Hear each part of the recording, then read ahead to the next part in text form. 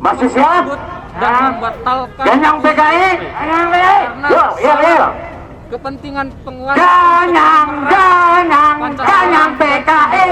untuk Ganyang PKI sekarang juga. Semuanya bersama-sama. Putusan MA ini adalah upaya pengalihan isu dari fokus kita menolak RUU HIP, dari fokus kita untuk mendesak pemerintah mengusut secara hukum orang-orang yang menjadi inisiator dan konseptor dari RUU HIP ini. Kita bakar bendera PKI sekarang. Yang kita bakar adalah orang-orang PKI-nya. Yang kita bakar tokoh-tokohnya. Dimanapun mereka berada. Mau di DPR, mau di MPR, mau di eksekutif. Kalau mereka percaya bahwa orang tidak benar. GNPF Ulama sebut putusan Mahkamah Agung soal Pilpres 2019 pengalihan isu RUU HIP.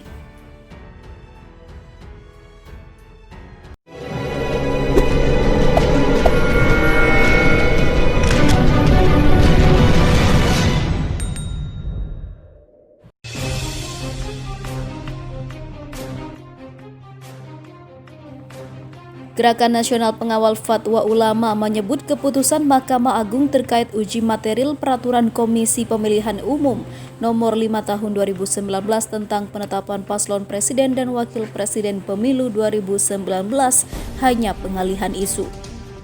Hal ini disampaikan Sekretaris Jenderal GNPF Ulama Edi Mulyadi dalam sebuah video yang diposting akun My Sharing TV Ekonomi Politik Islam pada hari Jumat 10 Juli. Edi mengatakan kesimpulan singkat orang awam terhadap putusan MA tersebut adalah menilai pengangkatan Jokowi Ma'ruf sebagai presiden, wakil presiden hasil pemilu kemarin tidak sah. Karena dalam butir lainnya, putusan MA disebutkan tidak mengikat pada hukum PKPU nomor 5 tahun 2019. Ujar Edi sebagaimana diberitakan kantor berita politik Ermol. Meski beberapa pakar hukum tata negara telah menyatakan bahwa keputusan MA ini tidak bisa membatalkan hasil pemilu 2019. Namun Edi masih melihat keanehan dari proses diumumkannya hasil gugatan uji material tersebut. Gerangan apa yang terjadi sebetulnya? Tanyanya. Berdasarkan informasi yang dihimpun, Edi menganggap putusan MA sebagai pengalihan isu yang dimainkan pemerintah untuk menutupi isu penolakan rancangan Undang-Undang Haluan Ideologi Pancasila atau RUU Haluan Ideologi Pancasila. Soal keputusan MA, ini adalah pengalihan isu dari fokus kita menolak rancangan Undang-Undang Haluan Ideologi Pancasila. Dari fokus kita untuk mendesak pemerintah mengusut secara hukum inisiator dan konseptor dari rancangan Undang-Undang Haluan Ideologi Pancasila ini, ucapnya.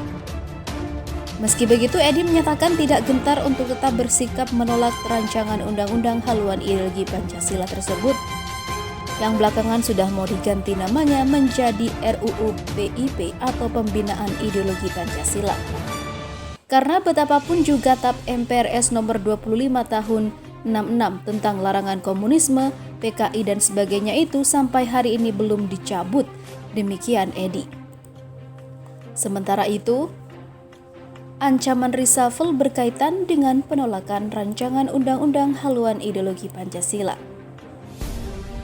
Pakar komunikasi politik Ken Norton Hutosaid menilai ancaman reshuffle yang diutarakan Presiden Jokowi kepada para menteri di Kabinet Indonesia Maju berkaitan dengan penolakan rancangan Undang-Undang Haluan Ideologi Pancasila atau RUU HIP.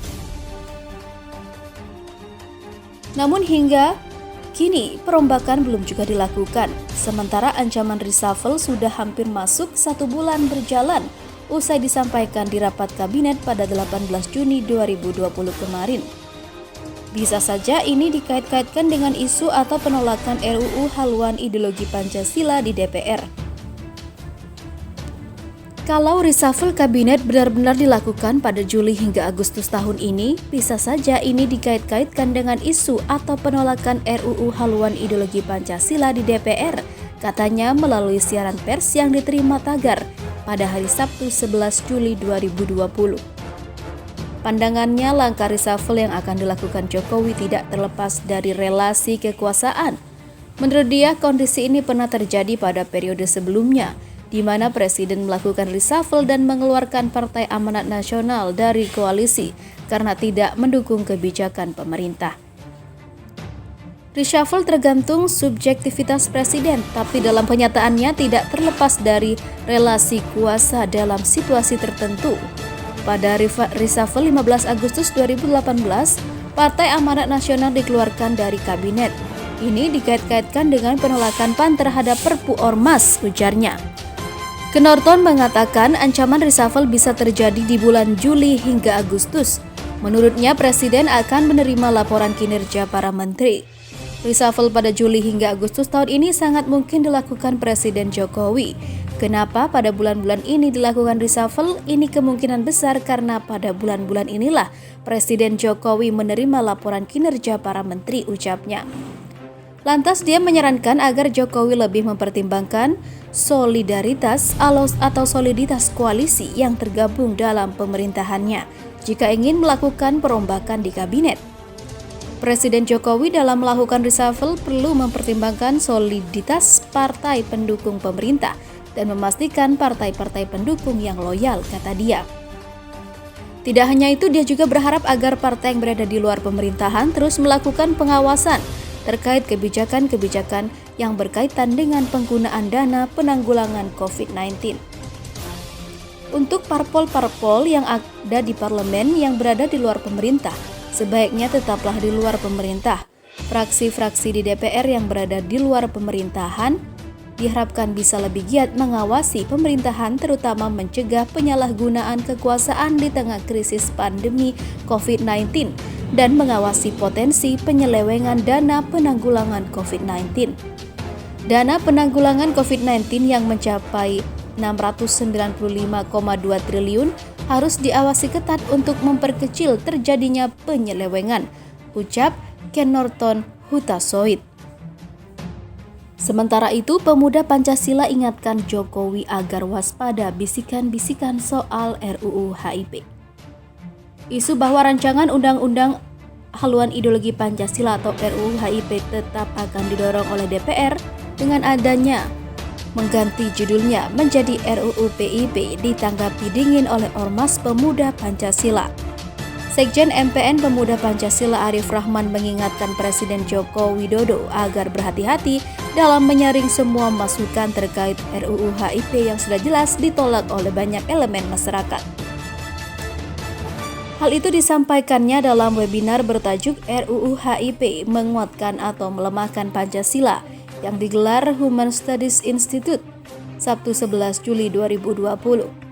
PP menolak semua isi rancangan undang-undang haluan ideologi Pancasila sudah final, tak perlu diperdebatkan lagi dengan rancangan undang-undang haluan ideologi Pancasila atau yang lain menjadi PIP, ujar Arif. Presiden harus waspada dan jeli melihat penolakan yang masif dari masyarakat, tak perlu mendengarkan pembisik-pembisik yang hanya mau memecah belah, kata Arif. Tak hanya itu, mantan Ketua KNPI DKI Jakarta ini juga mempertanyakan simpati dan empati DPR, terutama fraksi yang ngotot dengan RUU HIP. Mengapa RUU HIP ini harus digulirkan di saat kondisi bangsa sedang sulit akibat pandemi COVID-19? RUU ini kan inisiatif DPR, kenapa harus lahir saat suasana pandemi COVID-19? DPR harus peka dong dengan kondisi kita saat ini. Padahal namanya RUU, kan mesti ada sosialisasi. Bagaimana mau sosialisasi? Negara saja sedang berjuang melawan COVID-19, ujar Arif. Menurutnya yang harus dipikirkan elit hari ini adalah bagaimana mengaktualisasi dan implementasikan Pancasila dalam kehidupan sehari-hari. Seharusnya para elit dan tokoh-tokoh nasional memberi contoh kepada masyarakat bagaimana sikap Pancasila yang sebenarnya. Tentunya dengan sifat dan perilaku yang baik, misalnya tidak korupsi, pungkasnya lagi. Di sisi lain, Wasekjen MUI menilai RUU HIP penuh potensi kegaduhan. Majelis Ulama Indonesia, Wasekjennya yaitu Zaitun Rasmin meminta RUU HIP dibatalkan. Ia menilai pembahasan RUU HIP penuh dengan potensi kegaduhan. Maklumat MUI menolak dengan tegas RUU HIP, PIP atau apapun namanya, kata Zaitun Rasmin dalam diskusi virtual Human Studies Institute pada Sabtu 11 Juli 2020. Ia mengungkapkan bahwa ketentraman dan kenyamanan masyarakat adalah sesuatu yang sangat mahal harganya. Presiden maupun DPR mesti berpikir, jangan sampai memaksakan sesuatu yang bisa menimbulkan perpecahan. Ketentraman dan kenyamanan masyarakat itu adalah harga yang sangat mahal. Jangan rusak hanya karena RUU HIP, tuturnya.